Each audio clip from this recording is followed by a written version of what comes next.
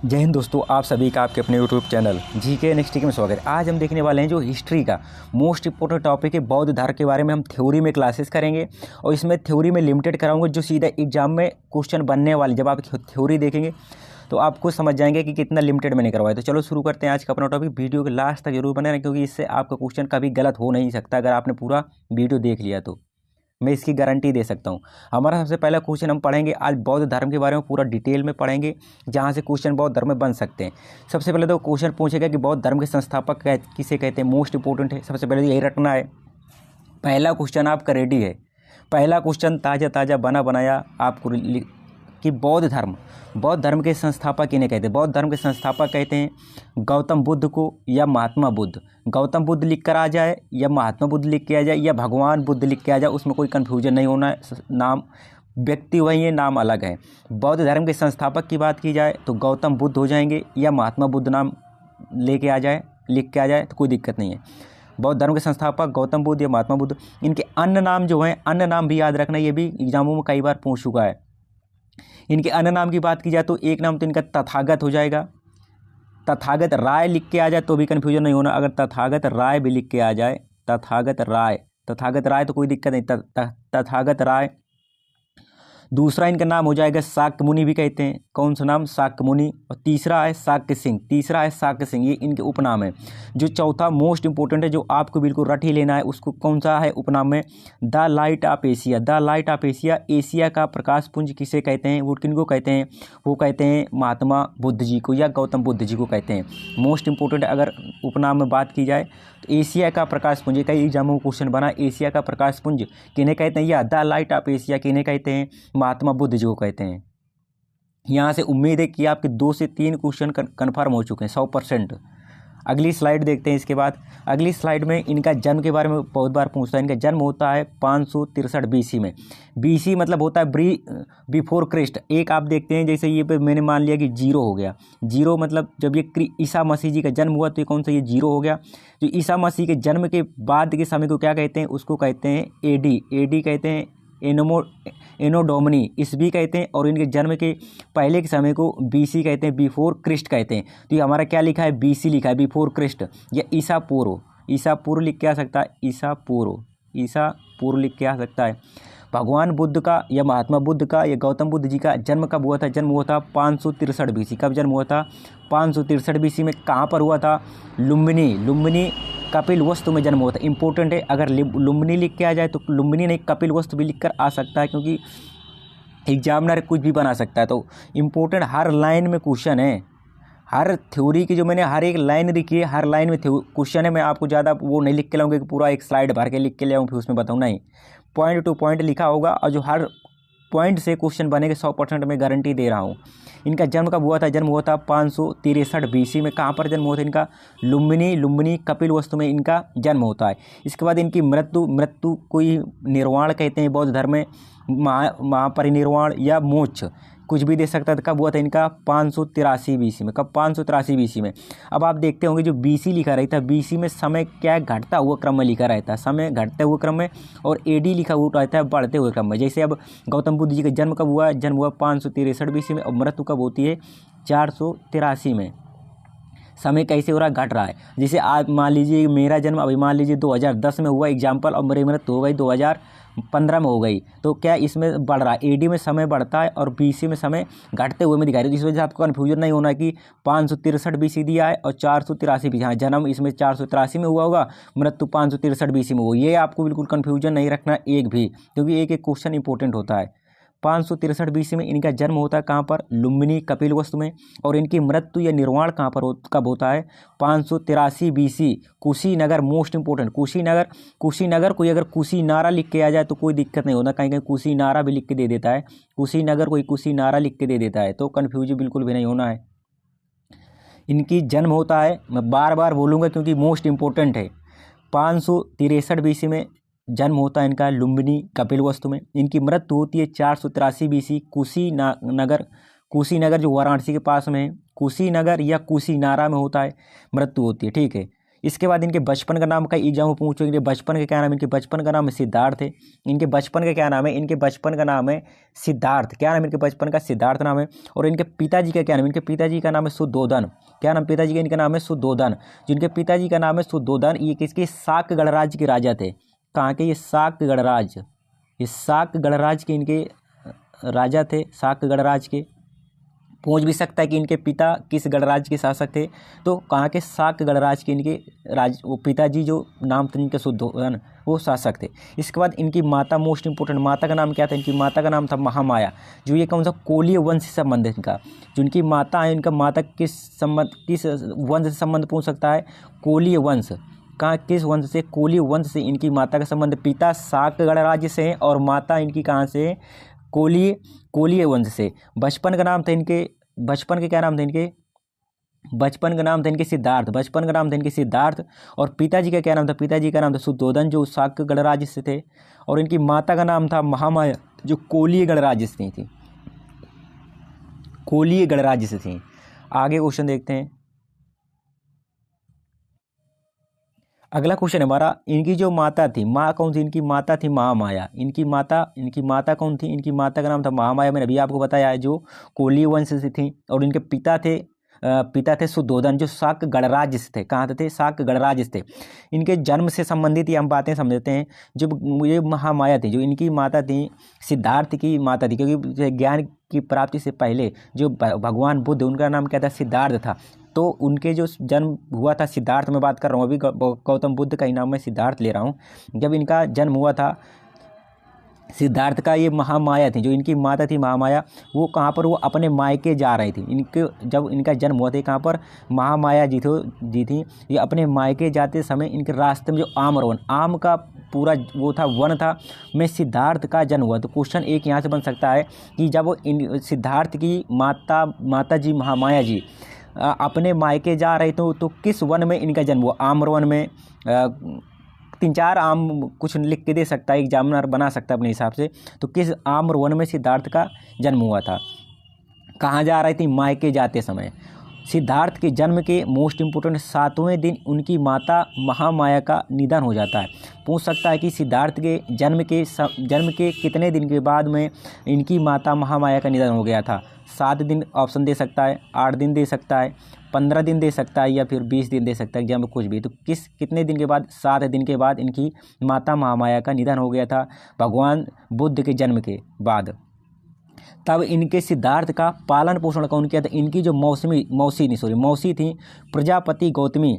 जो जब इनकी जब भगवान गौतम बुद्ध की जो माता थी महामाया, जो सिद्धार्थ के जन्म के 7वें दिन इनकी मृत्यु हो जाती है, तो इनका जो पालन पोषण किया था, उनकी जो सिद्धार्थ की मौसी प्रजापति गौतमी थी, उन्होंने पालन पोषण किया था। जो ये नाम है प्रजापति गौतमी, ये इम्पोर्टेंट है, क्योंकि ये क्वेश्चन बन सकता है यहाँ पर। सिद्धार्थ के जन्म के 7वें दिन बाद जब इनकी माता का निधन हो जाता है, तो इनका पालन पोषण किसने किया था? ऑप्शन 4 बना के दे देगा, तो आपको कौन क्या बताना है? गौतमी बताना है, प्रजापति गौतमी बताना है। अगला क्वेश्चन देखते हैं, इनकी पत्नी का नाम क्या है? मोस्ट इंपोर्टेंट है।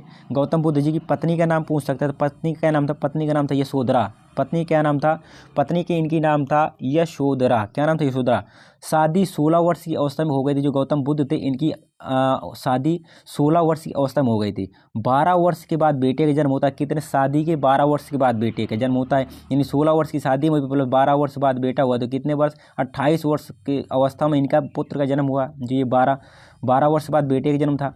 बेटे का क्या नाम था? बेटे का नाम राहुल रखा था इन्होंने। बेटे का क्या नाम था? बेटे का राहुल नाम रखा था। अब एक इम्पोर्टेंट फैक्ट ये भी है, आप इसको रट लीजिए, कि गौतम बुद्ध जी ने 29 वर्ष की अवस्था में गृह परित्याग कर दिया था। जो गौतम बुद्ध जी थे, इन्होंने 29 वर्ष की अवस्था में गृह त्याग कर दिया। गृह त्याग मतलब आप समझते हैं कि जो हमारे पुराण है उसमें 4 आश्रम दिए हुए हैं। 0 से 25 दिया हुआ है ब्रह्माश्रम, 25 से दिया हुआ है 50 गृहस्थ आश्रम, और इसके बाद 50 से 75 दिया हुआ है वनप्रस्थ आश्रम। इसके बाद दिए 75 से 50 जंगल में मुनि आश्रम करो जाके, मतलब वो हो गया। तो कितने? 4 आश्रम दिए हुए हमारे उसमें ग्रंथों में। गौतम बुद्ध जी ने 29 वर्ष की अवस्था में ग्रह का त्याग कर दिया। इस घटना को क्या कहते हैं? इस घटना को महाविनिष्क्रमण कहते हैं। मोस्ट इंपोर्टेंट है ये घटना। ये आप जो अगर पिछले कोई एग्ज़ाम दिया है तो अगर यहाँ पर क्वेश्चन आया तो आप समझ सकते हैं, यहाँ पर कि जो मैं बता रहा हूँ ये सॉरी रुकिए थोड़ा, मैं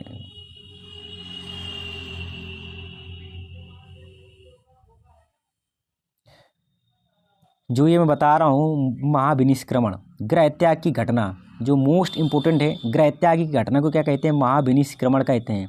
जब पूछ सकता है कि जब भगवान गौतम बुद्ध ने अपने घर ग्रह त्याग किया तो उस घटना को किस नाम से जानते हैं? महाविनिष्क्रमण कहते हैं, महाविनिष्क्रमण कहते हैं, परिनिर्वाण कहते हैं, कुछ भी पूछ सकते हो। तो क्या कहते हैं? घर त्याग की घटना को महाविनिष्क्रमण कहा जाता है। ठीक है, इनको जो ज्ञान की प्राप्ति कहाँ पर हुई है? जो गौतम बुद्ध थे इनको ज्ञान की प्राप्ति कहाँ हुई है? मोस्ट इंपोर्टेंट है, संपत्ति ग्राम में। संपत्ति ग्राम में इनको ज्ञान की प्राप्ति होती है। और ज्ञान प्राप्त का कब किस दिन हुआ है? वैशाख पूर्णिमा के दिन। वैशाख पूर्णिमा के दिन इंपॉर्टेंट, वैशाख पूर्णिमा तो आपको याद रखना क्योंकि इनके जीवन से घटित वैशाख पूर्णिमा का दिन बहुत इंपॉर्टेंट है। चलो आपसे मैं एक दो क्वेश्चन पूछता हूँ। जब गौतम बुद्ध जी ने अपना ग्रह त्याग किया तो उस घटना को क्या कहते हैं? उस घटना को महाविनिष्क्रमण कहते हैं। गौतम बुद्ध जी ने ज्ञान की प्राप्ति किस गांव में की थी? संपत्ति ग्राम में हुई थी इनको। गौतम बुद्ध जी ज्ञान की प्राप्ति किस दिन हुई थी? कब हुई थी? वैशाख पूर्णिमा के दिन हुई थी। क्वेश्चन ऐसे ही बनेंगे और fact to fact, line to line बनेंगे क्वेश्चन। इसके बाद अगले देखते हैं, 4 दृश्य जिनकी वजह से सिद्धार्थ ने सन्यासी बनने की ओर पड़ा। उन्होंने कौन से चार ऐसे दृश्य देखे जो उन्होंने सन्यासी बनने के लिए ठाना? सबसे पहले इन्होंने बूढ़ा व्यक्ति देखा, जो एक बूढ़ा व्यक्ति था जो दरिद्र अवस्था में लेटा हुआ था। इसके बाद बीमार व्यक्ति देखा, इसके बाद मृत व्यक्ति देखा और इसके बाद सन्यासी देखा मस्त से भगवान का भजन करते हुए मुस्कुराते हुए चला आ रहा था। तो उनको सन्यासी की इस जो मुस्कुराहट है और ये जो खुशी थी, भगवान के प्रति लगाव था, उससे प्रेरित होकर इन्होंने ही संन्यास लेने की घोषणा ली। इन्होंने ही संन्यास लेने की प्रेरणा ली किससे? सन्यासी से। तो ये 4 दृश्य उन्होंने देखे थे और 4 दृश्य इन्होंने ये देखे थे। ये 4 दृश्य देख कर इन्होंने सन्यास के बारे में सोचा। अब इसके बारे में एक ये चीज़ पूछ लेता है कि इनके सारथी का क्या नाम था? इनका जो सारथी का क्या नाम था? इनके सारथी जो इनके साथ में रथ चला रहा था, जब ये दृश्य इन्होंने देखे, जब अपने ये राज्य के भ्रमण में निकले थे, तो सारथी का क्या नाम था? सारथी का नाम था छंदक। ये क्वेश्चन पूछ सकता है कि सारथी का क्या नाम था? सारथी का नाम था छंदक नाम था। अगर ये महात्मा घोड़े का नाम पूछ ले, जो महात्मा बुद्ध थे उनके घोड़े का क्या नाम था? पूछ सकता है कुछ भी ना। उनके घोड़े का क्या नाम था? घोड़े का नाम था कंथक। घोड़े का क्या नाम था? घोड़े का नाम था कंथक नाम था घोड़े का। ये इंपॉर्टेंट क्वेश्चन यहाँ से पूछ सकता है कि सारथी जब वो 4 दृश्य देखे जो ये अपने भ्रमण में निकले थे, राज भ्रमण में, तो उनके सारथी क्या नाम था? सारथी का नाम था छंदक। और घोड़े का क्या नाम था? घोड़े का नाम था कंथक।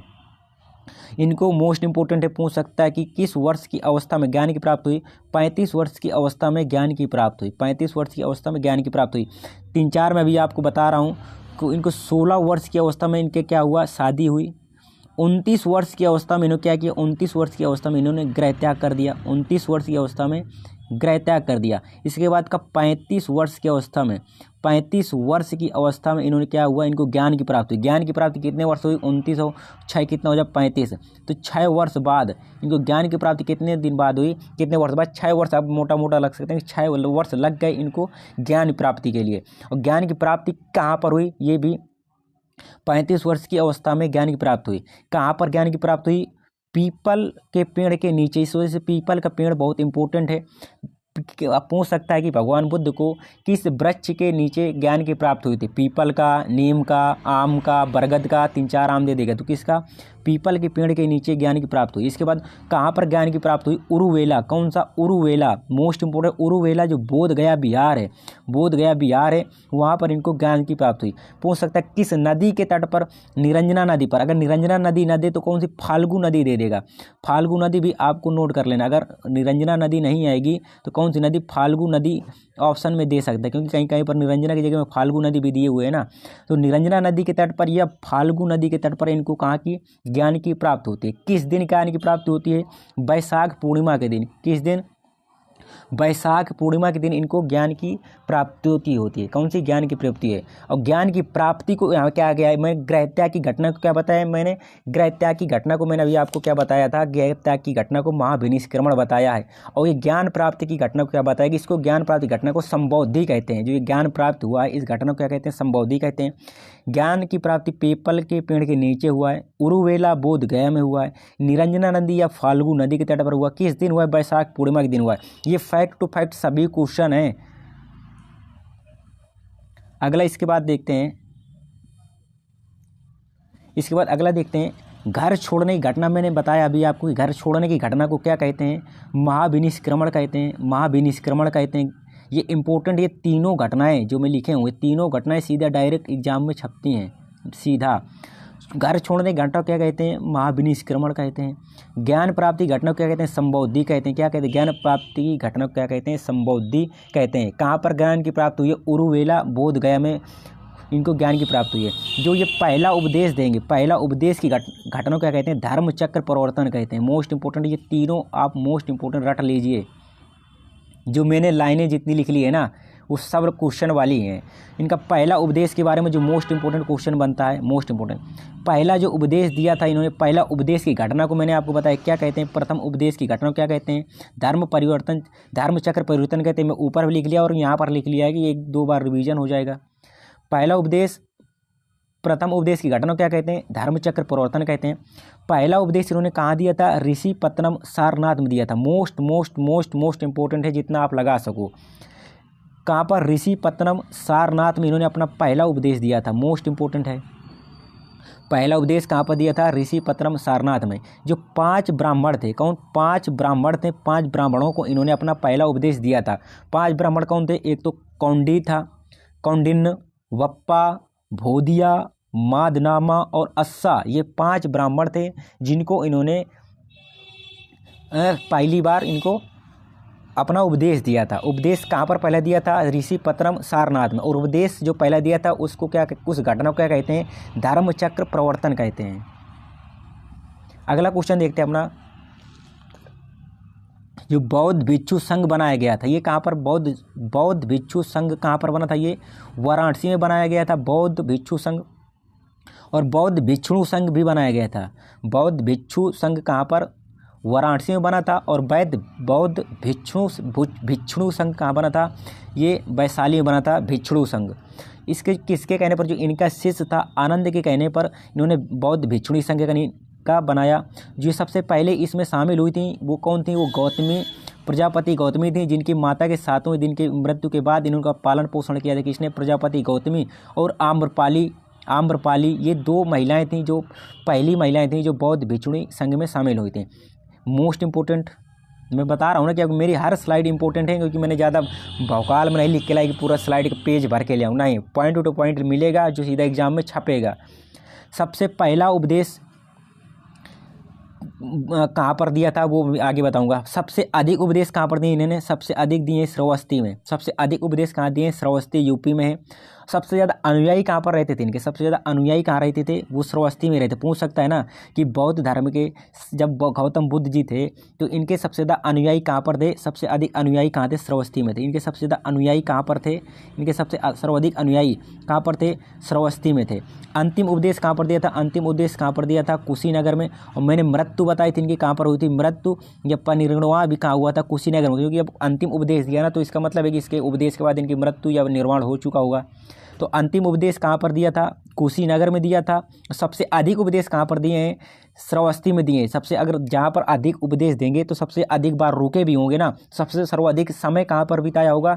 श्रावस्ती में ही बिताया होगा। इन और बौद्ध धर्म में आप सुने होंगे कि वर्षावास होता है, मतलब जो बरसात के टाइम पर होते हैं, इस साल भर तो बहुत भिक्षु घूमते रहते हैं, लेकिन जो बरसात के 4 महीने होते हैं ये एक जगह स्थायी रूप पर रुकते हैं। सर्वाधिक गौतम बुद्ध जिन्हें सर्वाधिक वर्षावास ये चौमासा होता है कहाँ पर बिताया था? वो भी श्रावस्ती में ही बिताया। तो 3-4 फैक्ट श्रावस्ती से बन सकते हैं। सबसे अधिक उपदेश कहाँ पर दिए? श्रावस्ती में दिए। सबसे अधिक अनुयायी कहाँ पर रहते थे? श्रावस्ती में रहते थे। सबसे अधिक जीवन काल कहाँ बिताया अपने गौतम बुद्ध जी ने? श्रावस्ती में बिताया। सर्वाधिक वर्षावास कहाँ पर बिताए? वो भी श्रावस्ती में बिताए। ये इंपॉर्टेंट क्वेश्चन है, बहुत बार बन सकते हैं। अगला देखते हैं, महात्मा बुद्ध ने उपदेश की भाषा कौन सी थी? कौन सी? पाली भाषा थी। मोस्ट इंपोर्टेंट है, कौन सी इनकी भाषा थी? पाली भाषा थी इनके उपदेश की। महात्मा बुद्ध के उपदेश की भाषा कौन थी? पाली थी। सर्वाधिक वर्षावास, मैंने बताया ना आपको, सर्वाधिक वर्षावास कौन था? जो 4 महीने का जो चौमासा होता है, चौमासे में ये लोग नहीं घूमते, नहीं वर्ष भर ये घूमते रहते। जो चौमासे का था तो कहाँ पर? श्रावस्ती में। सबसे अधिक बार मैंने बताया कि अपने उपदेश कहाँ दिए हैं? श्रावस्ती में। सर्वाधिक अनुयायी कहाँ रहते थे? वो भी श्रावस्ती में।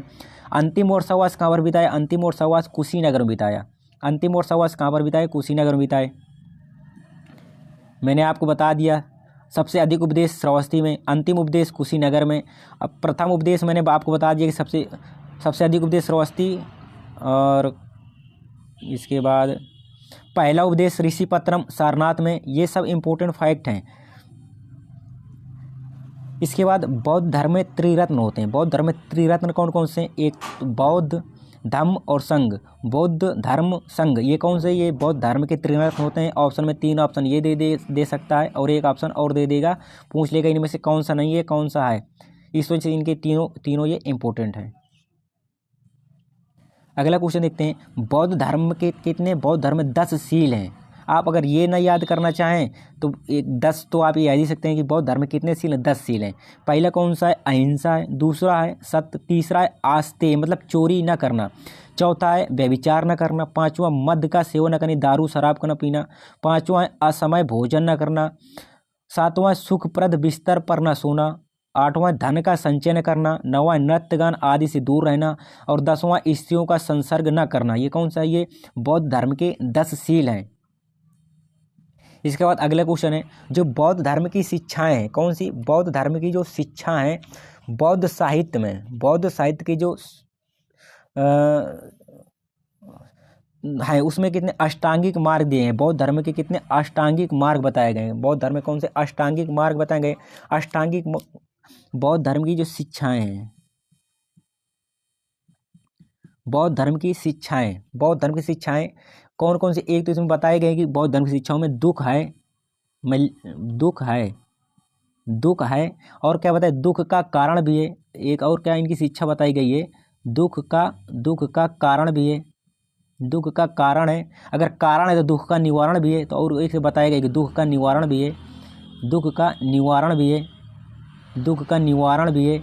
और क्या बताया गया? और ये भी बताया गया दुख का निवारण किससे? दुख का निवारण अष्टांगिक मार्ग से किया जा सकता है। अष्टांगिक मार्ग कौन सा है? सम्यक दृष्टि होना चाहिए। सम्यक दृष्टि का अर्थ है हम जीवन के दुख और सुख का सही अवलोकन करें, ये सम्यक दृष्टि। इसके बाद सम्यक संकल्प होना चाहिए, मानसिक और नैतिक विकास की प्रतिज्ञा करना। सम्यक वचन होना चाहिए, हानिकारक बातें और झूठ न बोलना। सम्यक कर्म होना चाहिए, हानिकारक कर्म न करना। सम्यक जीविका होना चाहिए, कोई भी स्पष्टता या अस्पष्टता हानिकारक व्यापार न करना चाहिए। सम्यक प्रयास होना चाहिए, अपने आप सुधारने की कोशिश करना चाहिए। सम्यक स्मृति मतलब स्पष्ट ज्ञान से देखने की मानसिक योग्यता पाने की कोशिश करनी चाहिए। और सम्यक समाधि यानी निर्वाण पाना और स्वयं का गायब होना सम्यक समाधि कहती है। कौन सी? बौद्ध धर्म के अष्टांगिक मार्ग हैं। यहाँ से हर क्वेश्चन। अब इसके बाद प्रतीक चिन्ह जो मोस्ट इंपोर्टेंट है। मोस्ट में जितने बार मोस्ट लिख दूँ उतने बार भी कम है, क्योंकि ये सीधा एग्जाम में छपेगा कि इनके जन्म का प्रतीक चिन्ह क्या था। जन्म के प्रतीक चिन्ह था कमल और हाथी। ये बहुत बार एग्जाम में पूछा गया, मोस्ट इंपोर्टेंट है। इनके जन्म का क्या प्रतीक है? कमल और हाथी जन्म का प्रतीक है। गृहत्याग की घटना क्या कहते हैं? गृहत्याग की घटना घोड़ा। गृहत्याग का प्रतीक, घटना नहीं, गृहत्याग का प्रतीक क्या है? घोड़ा है। गर्भ का प्रतीक क्या है? गर्भ का प्रतीक हाथी है। ज्ञान का प्रतीक क्या है? पीपल का पेड़। मैंने बताया था कि उरुवेला में ज्ञान की प्राप्ति हुई कौन सा? पीपल के पेड़ के नीचे। निर्वाण मतलब जो मृत्यु। निर्वाण लिख के आ सकता है, मोक्ष लिख के आ सकता है, या फिर मृत्यु लिख के आ सकता है ये निर्वाण में। तो निर्वाण का प्रतीक क्या? पद चिन्ह है। ये आप रट लीजिए, रट्टा मार लीजिए। जन्म का प्रतीक चिन्ह कमल और हाथी। गृहत्याग का प्रतीक घोड़ा। गर्भ का प्रतीक हाथी। ज्ञान का प्रतीक पीपल का पेड़। और निर्वाण मृत्यु का प्रतीक चिन्ह पद चिन्ह हो जाएगा। बौद्ध धर्म की संगीतियाँ मोस्ट इंपोर्टेंट है। मैंने बता दिया ना कि मैं थ्योरी वो ही कराऊंगा जो एग्जाम में सीधा छपेगा, फालतू वाला कुछ नहीं है लिखवाने के लिए। बौद्ध संगीतियों के बारे में हम देखते हैं। बौद्ध संगीतियाँ कितनी हुई हैं? बौद्ध संगीतियाँ हुई हैं 4। बौद्ध संगीतियाँ कितनी हुई? तो ये 4 होती हैं। प्रथम बौद्ध संगीति कब होती है? प्रथम बौद्ध संगीति 483 इनके मैंने जन्म कब बताया था? मैंने जन्म बताया कि 563 BC में इनका जन्म होता है। मृत्यु कब बताया था मैंने? मृत्यु बताया था कि 483, मृत्यु कब बताया था? 483 BC में इनका मृत्यु होती है। तो इनके मृत्यु के ही समय, जब मृत्यु हो गई, मृत्यु के ही उसी साल, आप मृत्यु से याद सकते हैं कि मृत्यु के समय में ही इनके उनसे पहली होती है, मृत्यु के समय ही पहली संगीति होती है, बौद्ध संगीत पहली संगीति जब इनकी गौतम बुद्ध जी की मृत्यु होती है। तो मृत्यु कब होती है? 483 BC में ही। तो 483 BC में ही पहली बौद्ध संगीति होती है। स्थान क्या? स्थान है राजगृह। स्थान कहाँ पर? राजगृह में होती है। अध्यक्ष पूछ सकता है, अध्यक्ष कौन था इसके? अध्यक्ष महाकश्यप था। और शासनकाल किस तरह चल रहा था उस समय? अजात शत्रु का शासनकाल चल रहा था जब पहली बौद्ध संगीति हुई थी। ये तो पहली थी। दूसरी इसके बाद कब होती है? दूसरी गौतम बुद्ध जी की मृत्यु होती है 483 BC में, उस समय पहली होती है। इसके बाद दूसरी में ही कब होती है? दूसरी 100 साल बाद। तो सीधा 483 में 100 घटा देने, तो कितने? 483 ईसा पूर्व में होती है। कहाँ? वैशाली में। कब? स्थान कौन सा? वैशाली। और अध्यक्ष बनाया जाता है सावाकामी। अध्यक्ष बनता है सावाकामी। और शासनकाल होता है काला शोक का शासनकाल रहता है तब।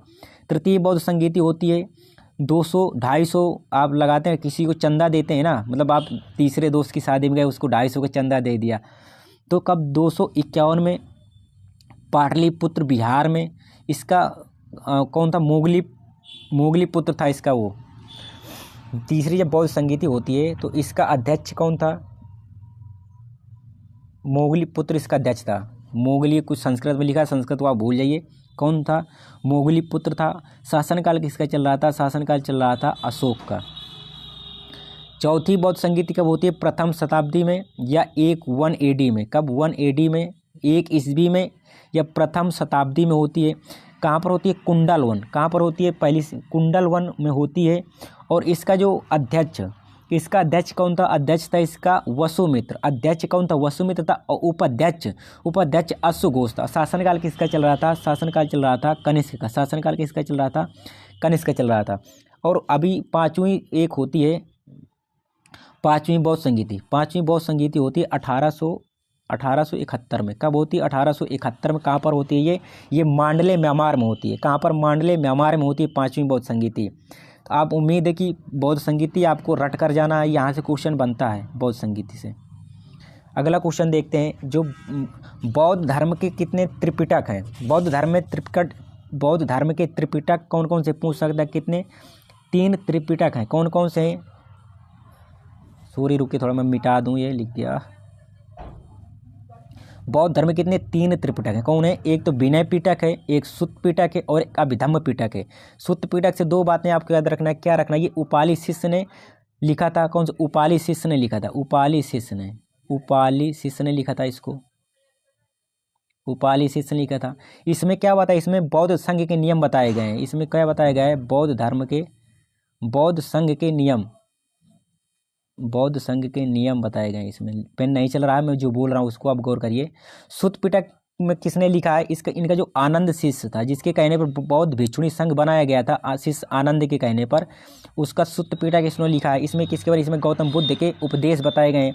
अब धम्म पिटक किसने लिखा था? मोगली पुत्र ने लिखा था। कौन? मोगली पुत्र ने लिखा था। इस वजह से ये इंपॉर्टेंट है। विनय पिटक, उपाली शिष्य, सुत्त पिटक आनंद ने, और अभिधम्म पिटक मोगली पुत्र ने लिखा था। बौद्ध धर्म में कितने पिटक हैं? 3 पिटक हैं। अगला क्वेश्चन है, एक क्वेश्चन, बौद्ध संगीति पहली शताब्दी के बाद तो जो बौद्ध धर्म था वो 2 शाखाओं में विभाजित हो जाता है। 2 शाखाएं कौन सी? एक तो थी महायान शाखा और एक थी हीनयान शाखा। ये बौद्ध धर्म था जो 2 शाखाओं में विभाजित हो जाता है। जो हमारी पहली शताब्दी कुंडल वन में, जो हमारी जो लास्ट वाली थी कुंडल वन में, पहली शताब्दी में बौद्ध संगीति होती है। वहाँ पर इन्होंने बौद्ध धर्म के 2 शाखाएं हो जाती हैं, एक महायान शाखा और एक हीनयान शाखा। जो महायान शाखा था उसका अध्यक्ष पूछ सकता है, उसका अध्यक्ष हो जाता है वसुमित्र हो जाता है। और जो हीनयान शाखा है उसका अध्यक्ष होता है महाकश्यप, उसका अध्यक्ष हो जाता है महाकश्यप। जो महायान शाखा वाले थे ये नए नियम वाले लोग थे। ये लोग भगवान ये लोग महात्मा बुद्ध को कौन ईश्वर मानते थे। जो इस समय दुनिया में सबसे ज़्यादा अगर बौद्ध की बात की जाए तो कौन से, वो महायान शाखा के लोग ही हैं। दुनिया में सर्वाधिक महायान शाखा के हैं। जैसे सबसे चीन में, जापान में, कोरिया में, भूटान में और सिंगापुर में ये महायान शाखा के ही बौद्ध पाए जाते हैं। और हीनयान शाखा वाले ये अष्टांगिक मार्ग का पालन करने वाले लोग थे। ये लोग महात्मा बुद्ध को महापुरुष मानते थे। फिर आगे चलकर एक घटना और होती है, एक घटना और कौन सी होती है, जो हमारी जो हीनयान शाखा ये फिर दो में टूट जाती है। किसमें? दो शाखाओं में टूट जाती है। एक तो वैभाषिक में और एक सर्वस्ववादी में। एक ये शाखा कौन सी टूट जाती है? एक वैभाषिक में। जो हीनयान शाखा ये भी दो में टूट जाती है, एक वैभाषिक में और एक सर्वस्ववादी में। एक सर्वस्ववादी में, सर्वस्ववादी शाखा में टूट जाती है। दो शाखाओं में ये खुद विभाजित हो जाती है। अगला देखते हैं। अगला है हमारा जो बौद्ध धर्म के मठ हैं, मोस्ट इंपोर्टेंट है। यहाँ से भी क्वेश्चन बनते हैं। बौद्ध धर्म के मठ से भी कई बार क्वेश्चन बने हैं। लद्दाख में कौन कौन से मठ हैं? लद्दाख में हेमिस मठ आपको याद रखना है, और ठिकसे मठ, ये दोनों कहाँ पर हैं? ये कहाँ पर हैं? लद्दाख में।